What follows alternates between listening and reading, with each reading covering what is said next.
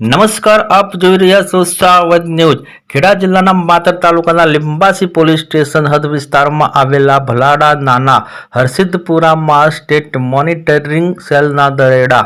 માતર તાલુકાના ભલાડા ગામ બન્યું જુગારનું હોટસ્પોટ। ગાંધીનગરથી આવી કાર્યવાહી। ભલાડા ગામમાં ધમધમતા જુગાર અડ્ડા પર સ્ટેટ મોનિટરિંગ સેલની મોટી રેડ। લાલ બાદશાહ નામનો વ્યક્તિ ચલાવી રહ્યો હતો જુગારનો ધંધો। રેડ દરમિયાન કુલ 16 જેટલા શખ્સોને ઝડપી પાડવામાં આવ્યા। પોલીસે રેડમાં 32,650 રૂપિયા રોકડા કબજે કર્યા।